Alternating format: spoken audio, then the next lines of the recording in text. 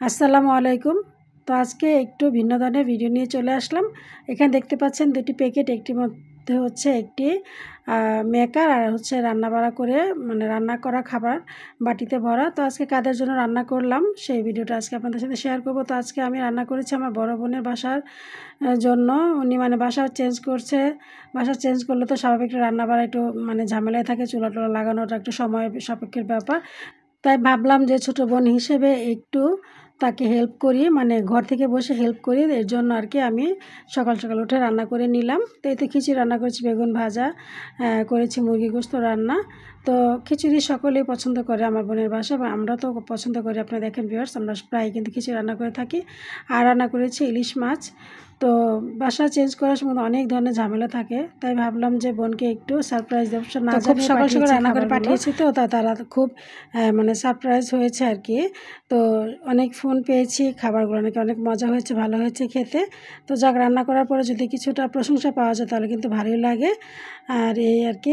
আমি যাইনি, ছেলেকে দিয়ে পাঠিয়ে দিয়েছি। তো রান্নাবাড়া শেষে একটু ঘুমিয়ে নিয়েছি, যেহেতু রাজে গেছিলাম, সকালবেলা রান্না করেছি।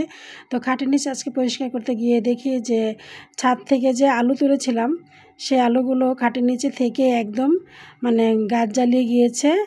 তো ভাবতেই পারি না, এই গাছ আলুগুলোর কথা আমার একদম মনেই নাই। তো এখন ঝাড়ু দিতে গিয়ে বা পরিষ্কার করতে গিয়ে দেখি যে এই আলুগুলো আর কি আলুগুলো থেকে একদম গাছ জ্বালিয়ে গিয়েছে।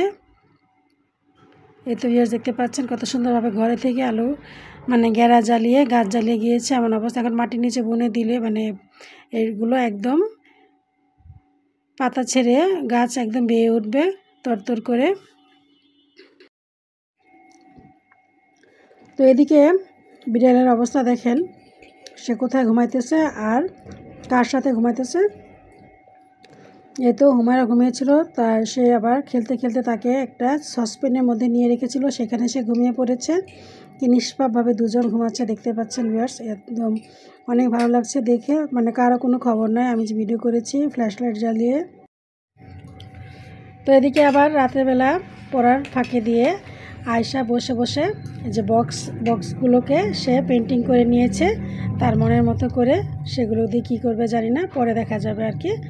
তো এই তো হাতের কাজ মাশাআল্লাহ মোটামুটি ভালো। আপনারা অনেক ভিডিওতে দেখতে পেরেছেন, সে অনেক কিছু মোটামুটি তৈরি করেছে। তো রাত্রেবেলা আবার এই যে দুই বিড়ালের অবস্থা, একটা ঘুমাইতেছে আর একটা কামড়া তাদেরকে উঠানোর চেষ্টা করছে, আবারও ঝগড়া করবে আর কি। একা একা তার ভালো লাগছে না। তো বিড়ালের কাণ্ড কারখানা সারাদিনই দেখি আর হাসি আর অবাক হই। তারা বোবার প্রাণী, তারপর যে তাদের যে আনন্দ কাজ কামগুলো আমাদেরকে খুবই আনন্দ দেয় এবং ভালো লাগে।